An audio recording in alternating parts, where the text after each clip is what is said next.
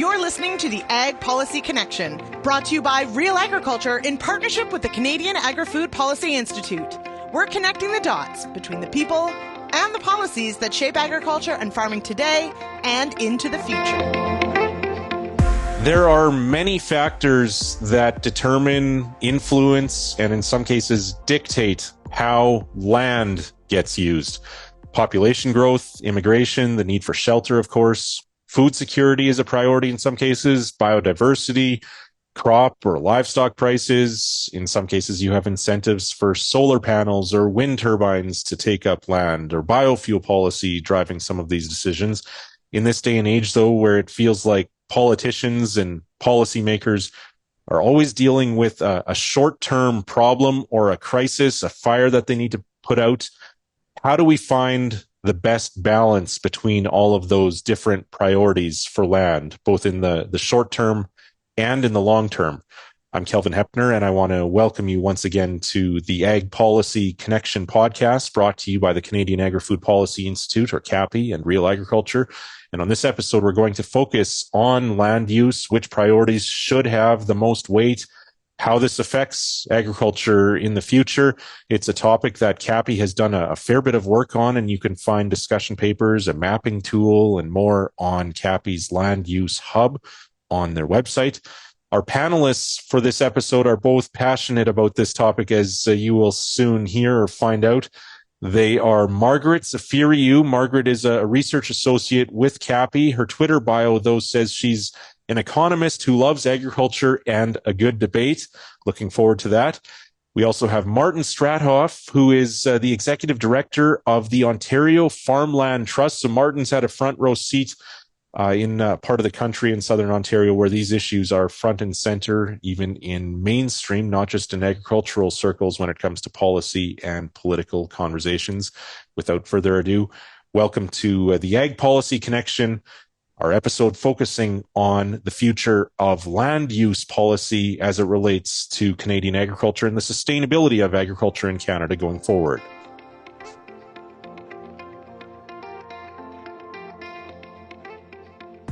For this episode of the Ag Policy Connection, we're focusing on land use, and pleased to welcome our guest, Margaret Zafiriou, research associate with the Canadian Agri-Food Policy Institute. And Martin Strathoff is the executive director of the Ontario Farmland Trust. Martin and Margaret, thank you both for joining us for this episode.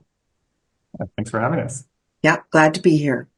Margaret, why don't we start with you? Why is land use such a contentious issue?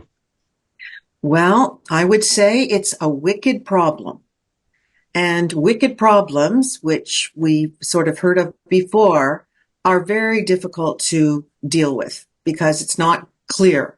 There's many stakeholders, there's many interests, and in order to find solutions for land use decisions, yes, it's very important to be transparent, to have conversations, to make people aware of all the issues and before decisions are made, because otherwise, it's a wicked problem. Martin, I only have to use the word greenbelt, and I think people in Ontario, at least in your backyard, will be familiar with why this is a contentious issue. Yeah, certainly. I mean, when we think about the greenbelt or any of our, agricultural land, there's a finite amount of it across Canada. And, we're not making any more of it, right? Whether it's farmland or any other kind of land. So, of course, it's going to be a contentious issue when we start to see these conflicting pressures on how we're going to end up using our land. And I think ultimately, in Western society in particular, we're fairly disconnected from the land these days, right? The way we've been designing our communities. And we've really started to see a lot more of this type of NIMBYism, not in my backyard, right? So when we're seeing certain types of either development proposals or different types of changes to land use, it's going to become contentious. And sometimes I think about, hearing some of the NIMBYism that might play out in places like Toronto. And all I can think about is, well, in a lot of these neighborhoods 50 years ago, 100 years ago, your backyard actually used to be a farm field. and an agricultural community. So, neighborhoods change quite substantially, and so there's going to be more people on the land, more conflicting uses, and it's going to become contentious. So there's of course been a lot of discussion about housing costs and population growth and how that is at least on the political scene driving some of this issue in Ontario. Is that the main point of conflict right now in terms of what you see, Martin? Housing costs and politicians trying to address that problem? Yeah, certainly. I mean, that's definitely what we hear as the motivating factor for some of the decisions to open up more land, both the housing costs, but also trying to have economic stimulation as well. We're seeing a lot of land assembly taking place in places like St. Thomas and Windsor, and just outside of Waterloo and Wilmot Township for industrial land use, right? And saying we need to be able to have these jobs to house these folks that are going to be coming to our province, but then we also need to house these people as well. But at the same time, if we're going to house them, we're having a housing crisis on our hands right now. And so it's interesting though, because we see various reports that are coming out saying, well, we already have enough land designated for things such as to meet the housing requirements that the Ontario's Housing Task Force has said, 1.5 million homes in the next 10 years. But prominent planners across Ontario have identified that we have enough land to be able to build 2 million homes. So this notion of, well, we need more land in a lot of people's opinions is a fallacy. So then that creates some more contentious issues to go along with that. Margaret Cappy has done a fair bit of research, and there are papers available online and webinars that have been hosted in the past on this topic of land use. What do you see as the main drivers of the conflict between the different stakeholders when it comes to land use in Canada? Well, certainly population growth. And I mean, we've seen some amazing population growth. I believe Canada's population grew more than any other G7 country. And of course, we hear about this every day. And we're now up to 41 million Canadians. And of course, yes, there has to be housing for them, and there have to be jobs. And so, yes, housing has been forefront, especially in Ontario. I mean, the pressures are incredible, but also for jobs, like Martin says. I mean, the people are coming in. You have to have employment opportunities, and municipalities, they benefit from having industrial growth in their municipalities because it also creates tax revenues. And so you've got these different levels of government, the feds now, with their immigration policy, but also the housing money, and provinces wanting economic growth, and then the municipalities also wanting to benefit. So then there's the other things like the renewable energy issue in Alberta, where you've got, they need to expand renewable energy, solar and wind. And where are they going to build these things? That's on the land. So we've seen some conflict out there where the moratorium was put in place. So these are all the various pressures that land use is facing right now. It seems to have hit a wall. For a while, maybe after post-World War II, they just kept expanding, buying that farmland, building. Now we seem to have kind of hit this wall where we cannot continue to do it the way we've done it. We can't continue the urban sprawl that is just, uncontrollable. So I'm kind of happy to see some of the initiatives that are taking place where cities are saying we're going to densify, we're going to infill, we're going to build more multiplexes, and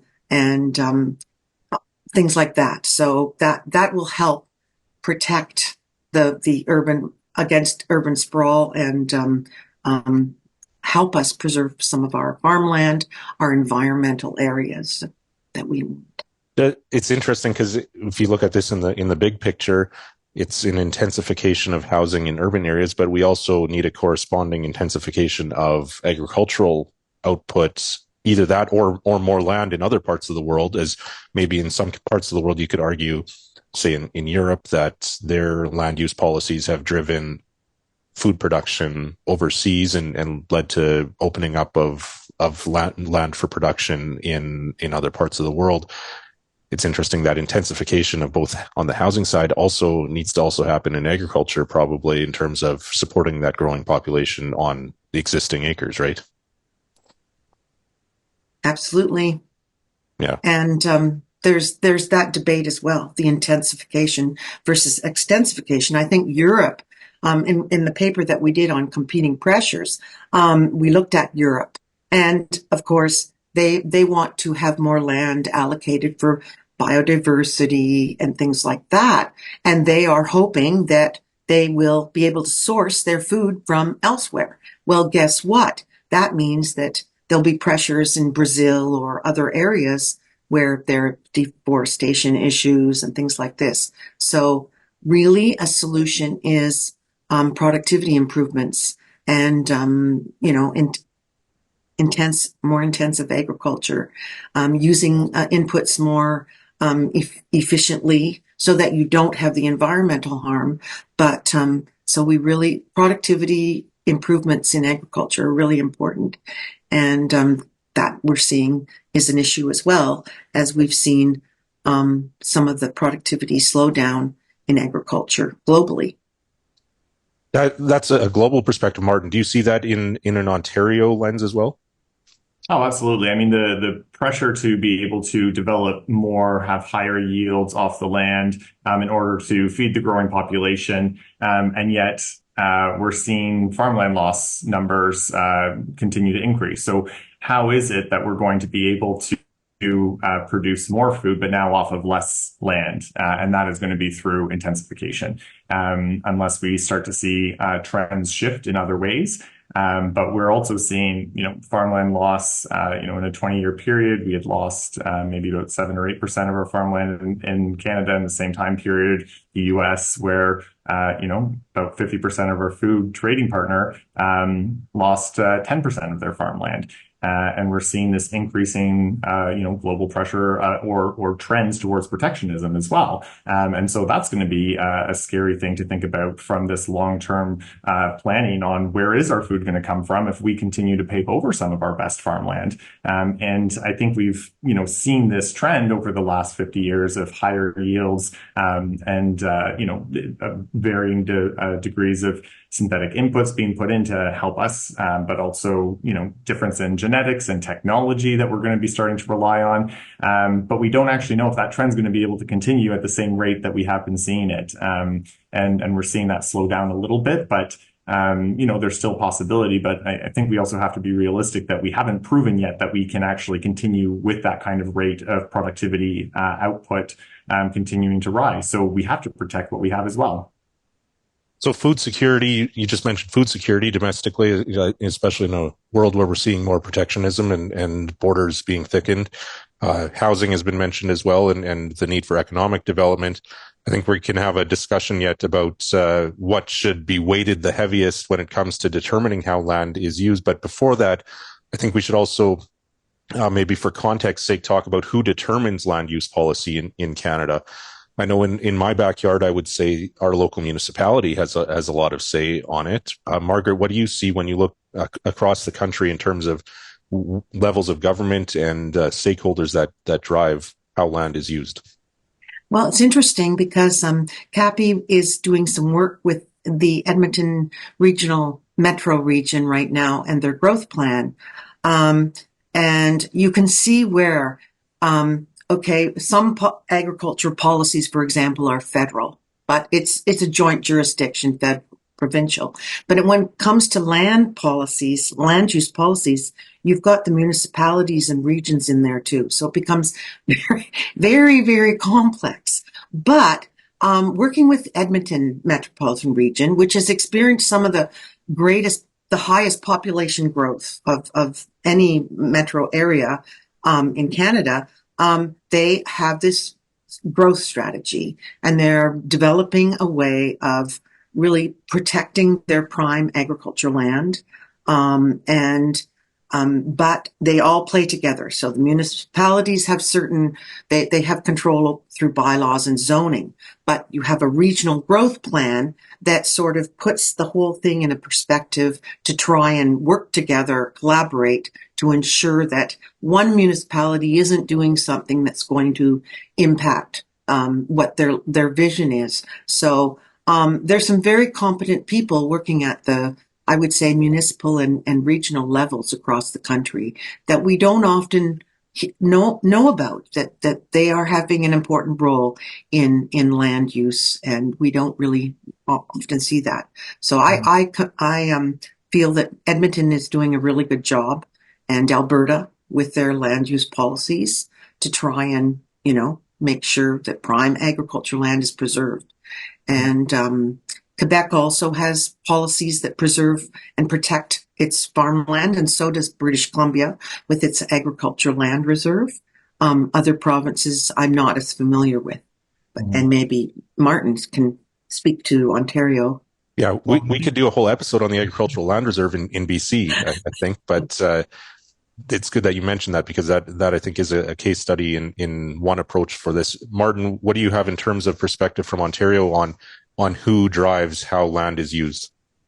Yeah, well, I mean, we have to recognize that in Canada, our land use planning policies are regulated at the provincial level, right? So they're setting the framework for how municipalities are going to be working within the framework of land use planning. And so there's a bit of room to play in the sandbox on some of the policies and zoning bylaws and things of that nature. But it really is this cascade effect down from the province. And so when we think about, land use planning on who's really driving that, it really starts with the province. And I've heard several people say, in the past, municipalities are also products of the province, right? They are also provincially regulated and managed that way. And so there's a lot of power in land use planning at the provincial level. And I think one of the things that we've seen recently is this, in an Ontario context, is some volatility around the changing policies. And there's just so much changing policy that trying to be able to tie the threads on how one changing policy impacts an amount of policies in other areas. We saw proposed changes to the Greenbelt plan that does have significant impact on the broader agricultural system, because when we're doing land use planning, it can't, to Margaret's point too, there's this regional perspective of it. We have to take that into account with agricultural planning, because it's not just one farm is able to be a farm on its own if it's just designated as prime farmland. It has to be connected. There's this contiguous agricultural system that is needed in order to have a viable agri-food system both in Ontario and across Canada. And so those types of policies are so critical to the long-term protection of our farmland and our ongoing farm agri-food businesses. So where I think municipalities have a lot of decision making that has a strong influence, it really, in my opinion, starts with the province. Okay. Interesting. And I guess in Ontario, you've also seen that, going back to what we talked about, where there's points of conflict, there's been some of that between the province and the municipal level in Ontario lately too, right? Certainly, yes, yeah. Some and some changing rules even about development or development charges and how new development is going to be, pay for itself, and that ends up impacting, the municipality's bottom line, which ends up impacting taxpayers. And yeah, it's a big cascade effect for sure. So I think in many ways what we're talking about here are the direct places where government dictates how land is used and the rules around it. Do we also need to talk about broader policies that also have a major influence on how land gets used? Maybe it's not the farmland versus loss of farmland. Maybe it's how farmland gets used, whether it's in growing grains and oilseeds or livestock. You have biofuel mandates, the clean fuel standard, for example, or other crop insurance. In some ways, you could maybe in parts of Western Canada, I think some producers would say that crop insurance is quite influential in determining how they use their land. Margaret, do we need to be considering some of those broader policy and program approaches as well? Yes, there is there is evidence and there's research that's been done that shows, for example, how crop insurance might impact land use decisions and and we also hear about how farm programs are often capitalized into land values, and that can have an impact. Farmland values have an impact on decisions, and certainly, and there's things like foreign ownership. I mean, ownership laws. I know that in Quebec, for example, that they have a commission that sort of governs how agriculture land is managed, and they really monitor foreign ownership of land values. I don't know how it is in some of the other provinces, but to prevent foreign ownership, as an example, from impacting. As an example. Yeah. And I think other provinces would have some similar types of bodies that look after some of that too. Maybe this is an area where we have some debate. What do you see as the motivations or priorities when it comes to what should have the most weight dictating how land is used or how land policies are set up? Martin, maybe you go first. Yeah. Well, it's interesting because I think, one of the things that is so important to think about is that it can't just be this one particular land use over another. Like, land is dynamic, right? And when you think about that from the perspective of natural areas, on how biodiversity is so critical to it, we have to think about that from even our communities. Communities are dynamic, so even the built environments are like that. So it can't just be this one priority always necessarily over the other, but at the foundational level, I think what we need to make sure of is our basic necessities that we need as a society being protected through our land use planning decisions. So are people having shelter? Do people have access to healthy food, clean water, clean air? Is mobility something that people are able to have freely, right? Those are some basic necessities that we need. And if we're making land use planning decisions that end up, undermining our ability to have access to a local agri-food system, then we're not making the right decisions. One of the things that I think has been really unfortunate about this debate that we're seeing in Ontario from the perspective of, well, we need to develop on prime farmland because we need this housing. And as I mentioned before, we already recognize that there is enough land available for development, that we don't need to be opening up things like the Greenbelt or expanding many urban boundaries to address the housing needs. But what it's done is pitted two basic necessities against one another. So the fight for housing versus the fight for food. And to Margaret's opening remarks, that's a wicked problem, right? When you're trying to solve one problem, but you're just creating another, we're not going to be any farther ahead as a society if that is our approach to dealing with something like housing or something like making sure we have a protected foundation to our agri-food sector being our farmland. So if we are going at it from a land use planning perspective, can we check those boxes to say what we're doing is making sure that people have housing and make sure that our food protection or our food producing landscapes are protected, and that it's not going to undermine our quality of water, quality and quantity of water, and go through that checklist of, okay, if these decisions are going to help maintain these basic necessities as a society, then let's move to the next step on what might be next after that. So say I'm a politician though, and I say, hang on, our voters are dealing with a cost of living issue right now. Food security isn't really a concern right now. We can import food from California still, and we can import food from other parts of the world. And it's cheaper to develop another 100 acres of land than it is to build new, rezone and change a bunch of stuff that we're going to have to fight voters for within an urban area, and build more intense, building up instead of out. How does a politician weigh those priorities, Margaret? Well, I really feel that it's important to transparency and consulting with all the stakeholders. And in a democratic society, a politician, well, there's always an election that comes up if decisions are made that are the wrong ones. So it's really important to keep things transparent. And for example, some of the industry development or the development of Martin mentioned that Wilmot township example, where farmland was these developers came in to expropriate this land, and there was no discussion. They had no awareness that the region of Waterloo was doing this. Really, it's important to be transparent about these things so that everyone knows.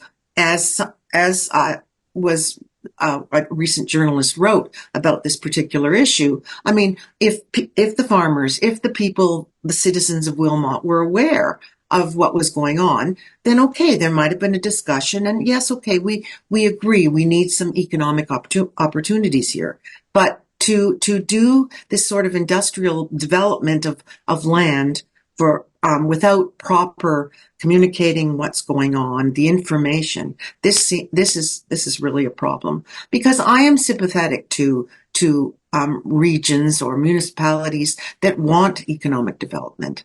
That's in Quebec, for example, the recent they're consulting on their land use policies around agriculture land, and they acknowledge that the regions, the municipalities, rural municipalities, that they might have agricultural land near them, but they maybe could really benefit from some rural development. And so there has to be that opportunity to have the discussions and to be aware of the trade-offs. And it's a balance, right? That's how Martin is kind of explaining it.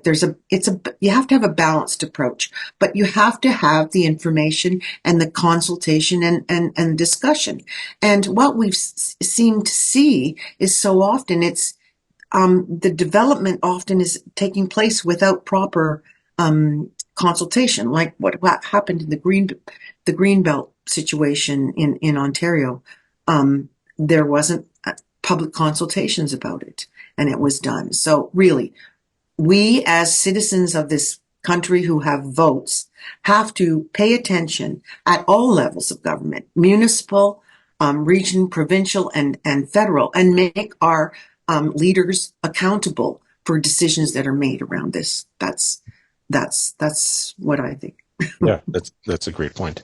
And I think Helen, I might jump in with something Sure. else if that's Yeah. okay. Go ahead, Martin. I think like to sort of your question also around, what are we doing or saying with some of these politicians making these decisions? I mean, and to Margaret's point around, they're thinking about the next election year. I mean, we have to be thinking about these things in long-term considerations, right? Is it actually more cost effective to build those kinds of homes out on a 100-acre lot? No. By the time we have to get the municipal servicing out there and the extended roads, municipalities, they're already crunched as a tax base, and now they're having to pay for this extra expanded development. Like that is actually more costly than doing infill development. And so when you actually get the numbers out and you can educate the policymakers on this, if they start to see it's like, oh, okay, if it's about just the numbers at the end of the day, well, let's show them the numbers. That's not the cost-effective way of doing development. And that kind of development ends up needing a demand for more aggregate. And which means that they're going to more prime farmland to extract more aggregate, which is taking more land out of production. And then this cascade effect of it's not just 100 acres. It's all these other acres that are now being removed because of this. So the full cost calculation needs to be done. And I think to Margaret's point, that kind of community consultation will bring out those types of discussions and ideas and recognition that, just this idea that, 100 acres is a lot easier to develop on. Not in the long term. So in this era where politics and the news cycle has become less than 24 hours long and politicians are constantly focused on putting out short-term fires, are we going backwards in terms of our ability to effectively plan and have that long-term focus or perspective on land use, Martin? Yeah, I mean, backwards, I kind of think is it 2 steps forward, 1 step back? Is that the approach that we're taking? Is it this elastic band thing that just kind of keeps happening that progress has been made over the last 50 and 100 years in our land use planning, for sure, right? And a number of regulations that we have in place. But we also have to remember why we have those regulations in place in the first place, right? Thinking about the Walkerton crisis and why we have a lot of the regulations around making sure that we have the protection needed for our sources of drinking water. Those aren't meant to be red tape just for the sake of bureaucracy and creating barriers. These are things that are needed in order to make sure that we have the viable, drinking water, or even, conservation authorities. They came into existence because we were having a significant water crisis, and our agricultural sector was being negatively impacted by it. And so we need to find, back to Margaret's point, the right balance on some of these regulations. So, and maybe it's just a constant shuffling around of what these policies, how they're written, but we have to take into consideration, when we change these policies, it can't be for that short term, gain, before the next election cycle. Margaret, do you have any thoughts on how the policy decision makers maintain that long-term focus over the short-term priorities?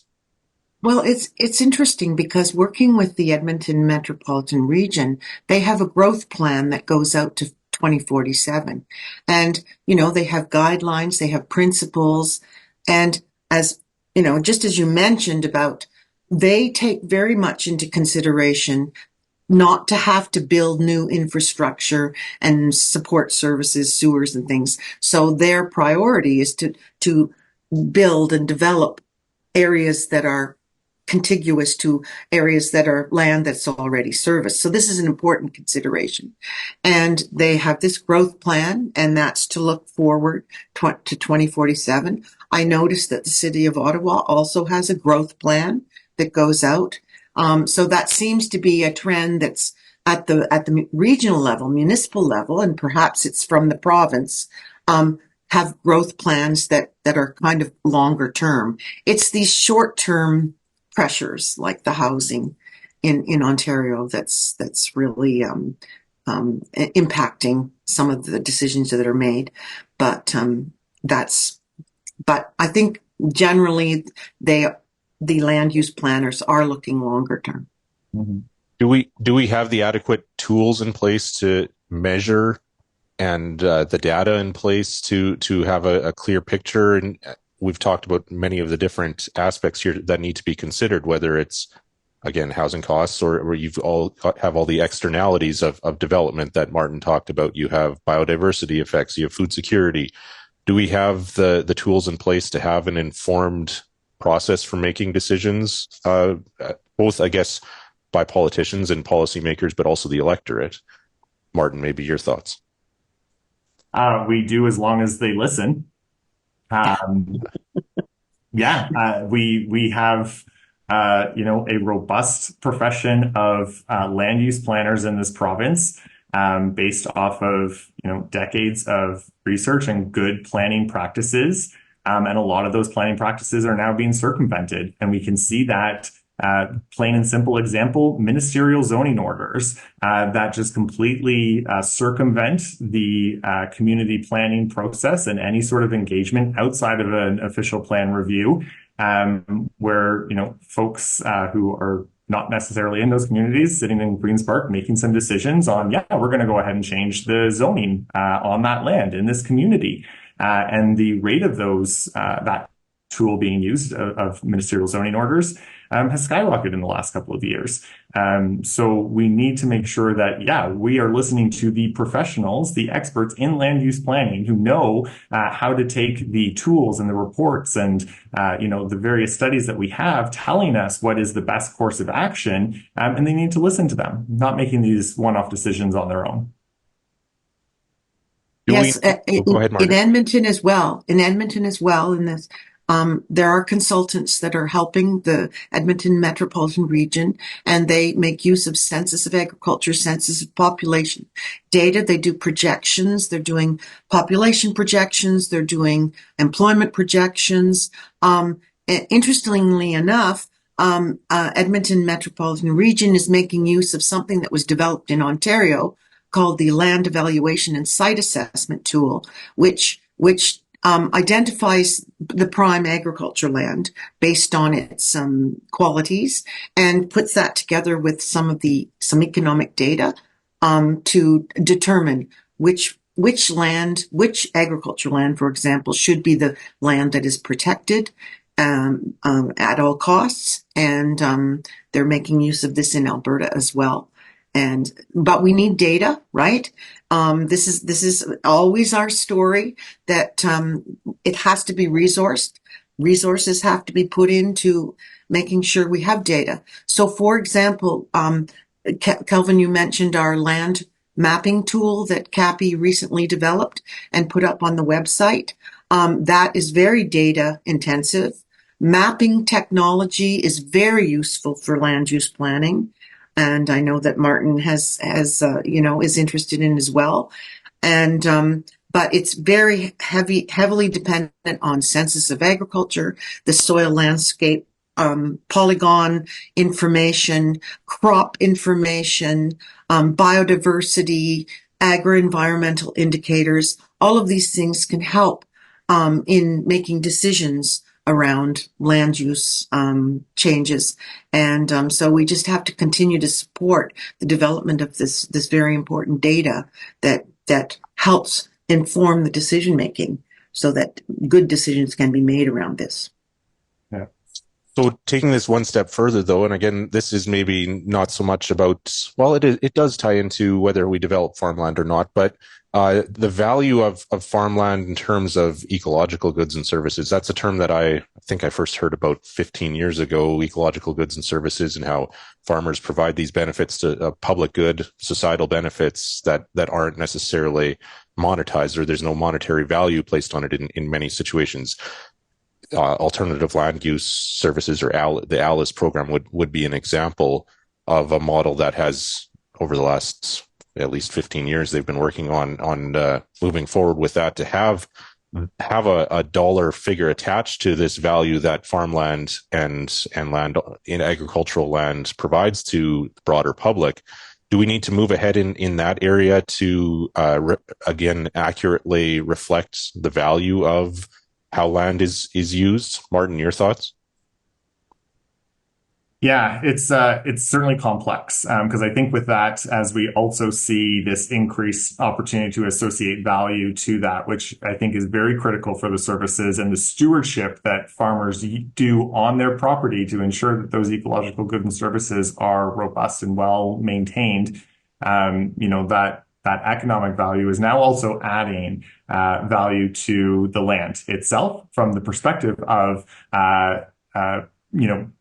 opportunities to generate more income. That's great. That is so important for farmers. What I fear about this long-term issue of continuously finding ways to capitalize on land in this way is that going to increase the price of land, the value of land, to the point where new and young farmers can no longer afford to purchase land and get into agriculture? So it's something that has to be balanced from the economic perspective of the long-term viability of our agri-food system and the succession of our agri-food system. I think sometimes when we're talking about in economic terms, we're getting down to like talking about quarterly financial reports, right? That's really important to be looking at as well from a business perspective. But what is that going to do from the long-term viability of our agri-food sector for new and young farmers? Because we've already seen in Ontario in 2021, our land prices jumped 22%, and then the next year another 19%, and then last year another 10 to 11%. This is unsustainable from a financial perspective.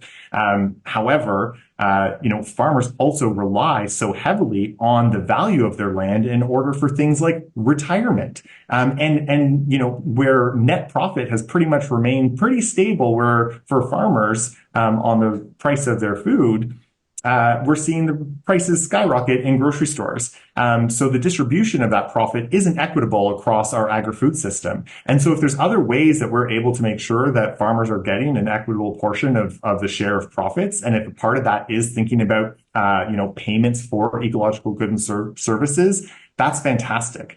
But if we also start to just, place monetary value on things such as environmental goods and services, I fear a little bit for the long-term sustainability of our like the financialization of our land in that way. If I can make a counterpoint, that all makes a lot of sense, Martin. The counterpoint, though, I guess that comes to mind is if I'm a farmer looking at retiring and I have land adjacent to town is worth X number of dollars if I sell it for development versus keeping it as agricultural land. Maybe if there is some incentive there, sure, it increases the value of my land, but maybe there's at least an opportunity cost that I'm foregoing if I'm choosing to have it developed instead of keeping it as agricultural, but recognizing some of those ecological goods that aren't currently recognized. Does that make sense? Yeah, so I think what you're saying is that maybe having that ecological goods and service as a value might help maintain it as farmland because exactly. That is the price. Yeah. No, absolutely. That is a part of it as well. And I think that's really good to think. Are there other incentives that we can provide though?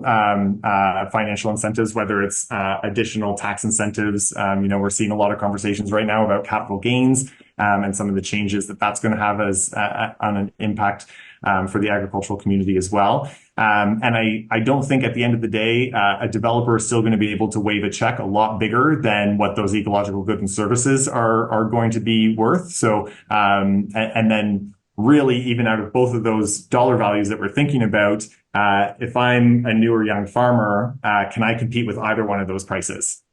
Yeah. Margaret, do you have thoughts on this, the recognition of value that farmland provides that maybe is currently going unrecognized? Yes, I'm a proponent of payment for ecological goods and services. And because those things that are not rewarded through the marketplace, such as biodiversity, the soil quality, water quality, even just the landscape, beautiful landscapes that we get to visit. I firmly believe that farmers should be rewarded for that. I do also support and am concerned about the young farmers and the succession and the ability to attract young farmers to continue to farm into the future. So I know that Quebec, for example, is very concerned about that and has some very good programs that help young farmers. I think Farm Credit Canada also has programs to try and encourage young farmers into the business. So you need the both, but I'm a proponent of payment for ecological goods and services to farmers because there are a lot of benefits, environmental benefits that they're producing that they're not rewarded for. I remember recently interviewing a young farmer out in Alberta who is a livestock producer. He has pasture land. Well, the pressure with the commodity prices being so high to convert his pasture land to crops is incredible. His son said, "Dad, why are we still, producing cattle on this land when we could be getting much more for crops?"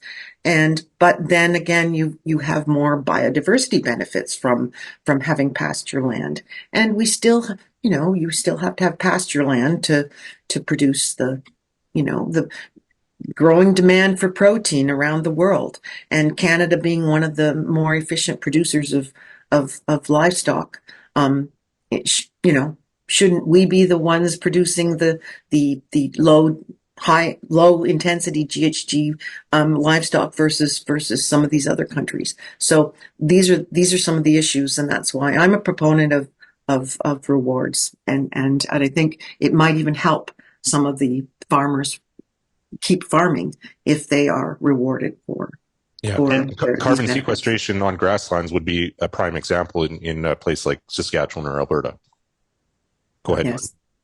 Yeah, so I was going to say, from this idea of wanting to reward the farmers for that, I think that's such a critical lens to look at it from, because what we're seeing now is that when developers can get their hands on land like that, and they're taking that land out of providing ecological goods and services, they're rewarded for the economic gain that they're going to get by turning that into houses or industrial lots. And what I think is really interesting, some programs in some of the states in the US, I believe California has this, where We're familiar with the reduced agricultural municipal tax rate that farmers get to pay. And for developers in California, if they were to go and develop on that land, they have to go back 6 years and backfill the taxes that they had a tax break on that for.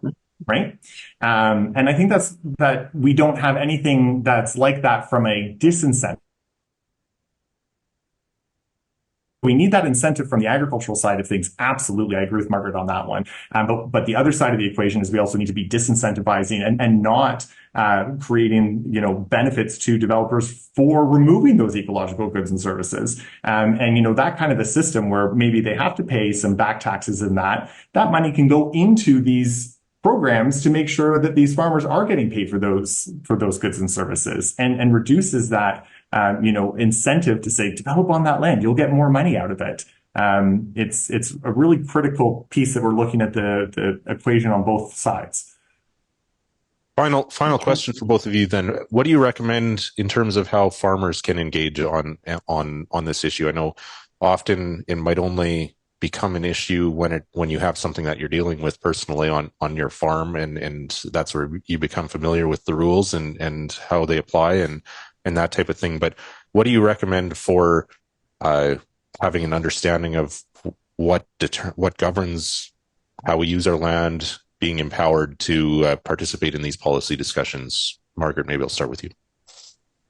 Well, like I already said, I think it's really important to pay attention to what's going on in their region, their municipality, be informed, find out as much as they can what's going on in council that might impact this Wilmot Township thing that was a complete surprise. That shouldn't have happened. There should have been awareness that perhaps the region of Waterloo, has decided it wanted to develop that particular area, but it should have been informed. So I think that farmers' awareness, participating at local levels, knowing what's being changed, the regulations around land use being changed, and also forming. I think collaboration, you see, working together, there's strength in numbers. So I know we do have these farm associations. That's the best thing that they can do is sort of work together, because there's strength in numbers to find out and learn from neighbors what's going on. That's what I would recommend. Anything to add to that, Martin? Follow the Ontario Farmland Trust. Nice. We're very, very engaged in any sort of changing policy that ends up impacting farmland from a land use planning perspective. Make sure you're keeping tabs on what your accredited farm organization, in the Ontario context, there's Ontario Federation of Agriculture, National Farmers Union Ontario, and Christian Farmers Federation of Ontario. Follow these organizations because they are actively lobbying on your behalf on some of these changing policies. One that I think is so critical that is a scary one is that there's now the proposed policies where third-party appeals are not going to be allowed at the Ontario Land Tribunal. That's critical because if there is approvals for something like special provisions to allow past the minimum distance separation line, the farmer can't appeal that. With these kinds of current policies. And that's taking rights away from the farmers to be able to engage in that when it's too late. So you have to do it now, right? We'll get calls from people saying, we see signs for development on a farm up the road. Well, that's already been changed in the official plan. That probably happened 10, 20, 30 years ago. So you have to engage in these conversations today because it has these long-term effects. Margaret was mentioning the Winnipeg example of, it was close to a 30-year time horizon, I think, of what you had said of what Edmonton, yeah. Or Edmonton, sorry. Long term. They've already made decisions about what agricultural land will be developed over the next 30 years. Yes, that's you'll right. see that 30 years from now, and people will be like, whoa, we need to fight this. That fight was 30 years ago. Yeah. Another thing I think that would be important, perhaps through the FPT negotiation and the 5-year framework agreement, there should be something in there about protecting farmland for the future. I think there was a coalition of people in Ontario that were trying to promote that idea, that it should be put into the department mandate, mission, and the framework to protect prime agricultural land for the future in Canada somewhere. Yeah, and that going back to talking about this being needing long-term vision, not just short-term reactionary policy. Look for those opportunities to affect and be engaged on where there's opportunity to have long-term policies set. Yeah. Absolutely. We could talk about this for a long time and go through many more specific examples, but certainly want to thank both of you, Martin and Margaret, for your insight, your expertise. Obviously, you've spent a lot of time thinking about these things and will continue to into the future. And hopefully our audience and everybody listening will continue to think about and engage on this topic as well. Thank you both for your time today. Thanks so much for having us, Kelvin. Thank you, Kelvin. Yeah.